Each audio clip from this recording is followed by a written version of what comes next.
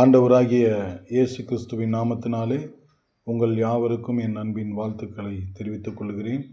இந்த நாளிலும் கூட நாம் ஒரு வசனத்தை வாசித்து நாம் ஜெபிக்கலாம்.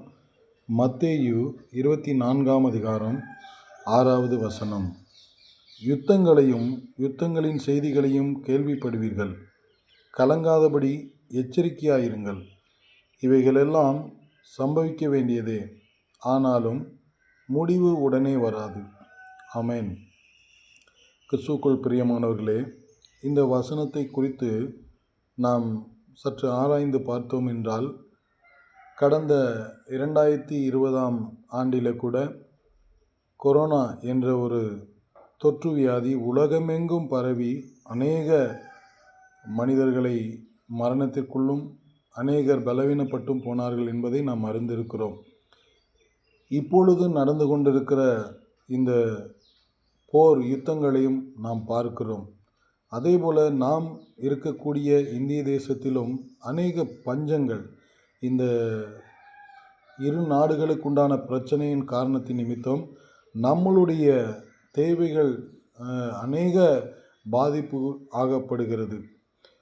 அதனால் நாம் கலங்காதபடிக்கு நாம் எச்சரிக்கையுள்ளவர்களாக இருக்க வேண்டும். ஏனென்றால் இதையெல்லாம் சம்பவிக்கப்பட வேண்டியதே, ஆனால் முடிவு உடனே வராது அப்படி என்று வார்த்தை சொல்லுகிறது.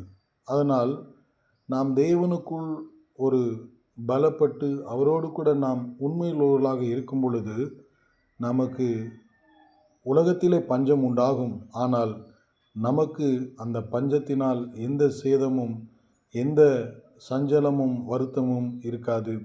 ஏனென்றால் யோசேப்பின் காலத்தில் உலக தேசம் முழுவதும் பஞ்சம் ஏற்பட்டது. ஆனால் சகோதரர்களால் உறவுகளால் தூக்கி எறியப்பட்டு விற்கப்பட்டு கடந்து சென்ற ஒரு யோசேப்பு தேசத்தில் உள்ள ஜனங்களுக்கெல்லாம் தானியத்தை கொடுத்தார் என்று சொல்லி நாம் பார்க்கிறோம்.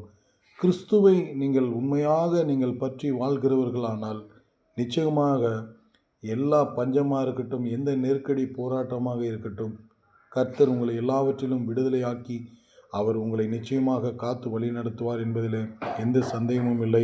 கர்த்தருக்காக நீங்கள் உங்களை ஒப்பு கொடுத்து இந்த வசனத்தை நீங்கள் வாசித்து தியானித்து ஜெபியுங்கள். எச்சரிக்கையாக இருக்க வேண்டும்.